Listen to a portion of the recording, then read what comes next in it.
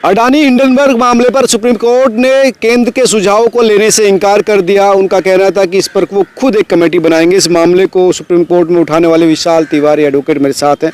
Sir, court का जो आज का जो सुनवाई हुई है, और एक तो पूरा ये मामला है, आज कोर्ट में क्या रहा, कैसे रहा, ये बताइए पूरा। देखिए, आज सुनवाई के दौरान कोर्ट ने इस पर सुनवाई की थी और सॉलिसिटर जनरल ने एक नोट पेश किया था जिसमें कुछ नाम भी प्रस्तावित थे। तो कोर्ट ने कहा कि हम आपके नामों को नहीं लेंगे क्योंकि एक हमको ट्रांसपेरेंसी रखनी है, तो पिटिशनर से फिर वो भी अपने नाम सुझाएंगे, तो इसलिए हम आपको परमिशन नहीं देंगे कि आप किसी कमेटी मेंबर के नाम सजेस्ट करें। और कोर्ट ने फिर हमसे सजेशन पूछे तो अपने अपने सुझाव दिए हमने कि कमेटी जो है इन बिंदुओं को लेकर चले और इन पे जांच हो। यानी पारदर्शिता को लेकर सुप्रीम कोर्ट बहुत ज़्यादा संवेदनशील है। कोर्ट ने साफ साफ कहा कि we have to keep the transparency, so we will not allow the government to suggest its name, members name for the committee. तो उनको साफ साफ मना कर दिया कि we will not take your names.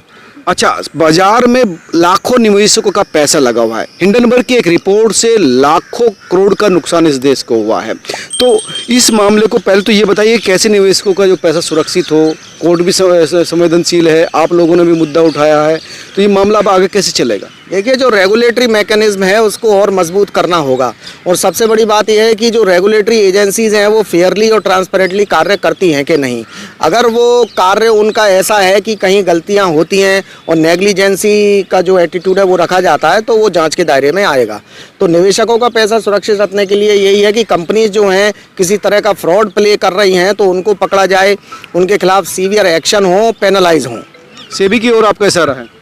देखिए, सेबी वर्तमान में सेबी है, स्ट्रक्चर है, ऑर्गेनाइजेशन है, लेकिन फिर भी ये सारी गड़बड़ियां हुई तो एक क्वेश्चन मार्क तो होता ही है। तो सेबी को भी इस जांच के दायरे में लाया जाएगा। यानी गंभीरता से काम जो इंस्टीट्यूशन है वो नहीं कर पा रहे, जिनका काम था इस पूरे मामले को अच्छी तरह से हैंडल करने का। देखिए, खामियां तो हैं ही और खामियां रही हैं, तो इसी वजह से सारा कुछ हुआ है। कहीं ये आरोप है सेबी पर कि सेबी ने पहले तो गो अहेड जो अडानी ग्रुप के शेयर्स हैं उनको बढ़ने दिया, फिर कोई पोटेंशियल रिस्क के बारे में किसी भी जो इन्वेस्टर्स हैं उनको कोई वार्निंग नहीं दी। तो सेबी पे क्वेश्चन मार्क तो है ही, और वो इसी जांच के दायरे में आएगा कि किन चीज़ों पे नेग्लिजेंसी जो रखी गई थी, जो रेगुलेटरी फंक्शनरीज हैं, रेगुलेटरी एजेंसीज हैं, उनके द्वारा। अब कोर्ट ने इस पूरे मामले के क्या अगली सुनवाई क्या होगी या कब होगी, या इस पर क्या एक्शन लिया जाएगा? कोर्ट अब इस पे ऑर्डर पारित करेगा और वो किस डेट में आएगा ये अभी हमको मालूम करना बाकी है।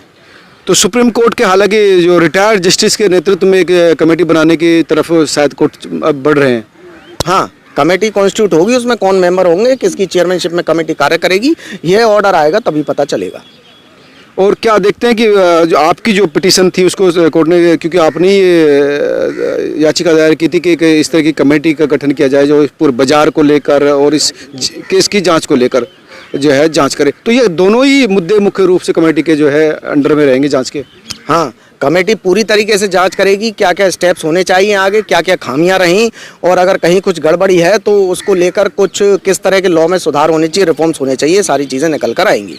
सर, एक शॉर्ट सेलिंग का मामला भी इस दौरान उठाया है। शॉर्ट सेलिंग के थ्रू जो कंपनियां हैं या जिस तरह से हिंडनबर्ग ने लाभ कमाया, तो उसको लेकर क्या है मामला है पूरा? देखिए, कोर्ट का कंसर्न जो सिर्फ है वो इन्वेस्टर्स का पैसा आगे भविष्य में सुरक्षित रहे, उसको सुरक्षित रखने के लिए नए क्या रिफॉर्म्स होने चाहिए सेबी में या रेगुलेटरी मैकेनिज्म में, किन चीज़ों पर ज़्यादा ध्यान होना चाहिए। कोर्ट का जो कंसर्न है वो इस पर था। शॉर्ट सेलिंग्स तो सिर्फ एक घटना उठाई गई थी जिस पे कोर्ट ने कुछ ऐसा खास ऑर्डर नहीं दिया है, और आगे जो भी ऑर्डर आएगा वो उसमें इन्वेस्टर्स से रिलेटेड ही सारी चीज़ें होंगी। लेकिन शॉर्ट सेलिंग एक बड़ा मुद्दा है कि किस तरह से शॉर्ट सेलिंग के थ्रू कुछ लोग लाभ कमाते हैं। देखिए, शॉर्ट सेलिंग जो है वो एक शेयर मार्केट का पार्ट है, लोग लाभ भी कमाते हैं और नुकसान भी उठाते हैं।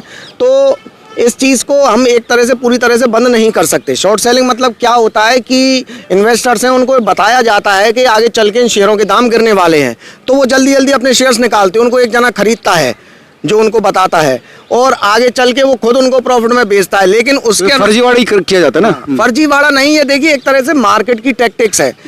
लेकिन अगर उसके हिसाब से जो इवेंट वो सोच रहा है कि गिरेगा वो नहीं हुआ तो वो फिर खुद लॉस में हो जाता है जो पब्लिक से शेयर एकदम ले रहा है। तो ये दोनों ही तरफ निर्भर करता है। लेकिन इस मामले में तो हिंडनबर्ग ने जो शॉर्ट सेलिंग की है लाभ कमाया काफ़ी। लाभ कमाया है क्या है तो वो सब जांच में निकल के होगा, लेकिन फिलहाल तो हमें अपनी कमियों को देखना है कि हमारे यहाँ कुछ खामियां हैं, उनको कैसे सुधारा जाए। कैसे होगा, इन्वेस्टर का पैसा कैसे सुरक्षित होगा? देखिए, सुरक्षित रखने के लिए जो दो तरह की चीज़ें होती है। एक तो हमारे पास कोई कानून है, मैकेनिज्म है, एक वो सही ढंग से लागू हो रहा है कि नहीं हो रहा है, ये देखना है। तो कहीं ना कहीं लूप होल्स रहते हैं, लैचेज होते हैं, नेग्लिजेंस होती हैं, वही कमेटी जो है उन पर ध्यान केंद्रित रखेगी और उनको पकड़ेगी, और अगर किसी मिली भगत भी पाई जाती है तो वो चीज़ें भी उजागर होंगी। अब इस मामले में कितने सदस्यों की कमेटी बन सकती है, कब बनेगी, क्या? देखिए, कम से कम 3 मेंबर की कमेटी तो होगी और उनके चेयरमैन होंगे। बाकी का कोर्ट के ऑर्डर है, वो आएगा तभी पता चलेगा किस तरह का स्वरूप होगा कमेटी। कितने सेटिस्फाई हैं इस पूरे मामले से? देखिए, पूरी तरह से सेटिस्फाई है कि कोर्ट ने जो पब्लिक इंटरेस्ट का मुद्दा है, मेरी याचिका में यही था कि एक कमेटी गठित हो, तो कोर्ट उस पर राजी हुई है। और पब्लिक इंटरेस्ट को ध्यान में मद्देनजर रखते हुए, इन्वेस्टर्स का पैसा आगे सुरक्षित रहे, उसको रखते हुए कुछ पहली बार इंडियन जुडिशरी ने शेयर मार्केट के लिए कुछ ऐसा करने के लिए ऑर्डर आ रहा है। कोर्ट गंभीर है, कोर्ट गंभीर है, तभी सुप्रीम कोर्ट ने केंद्र सरकार के सुझाए नाम स्वीकार नहीं किए। कमेटी बनेगी जो पारदर्शिता के साथ काम किएगी, ताकि जो निवेशक है उनका पैसा सुरक्षित रहे और भविष्य में इस तरह की घटना ना आए। आप तमाम लोग क्या सोचते हैं, जरूर बताएं। नमस्कार।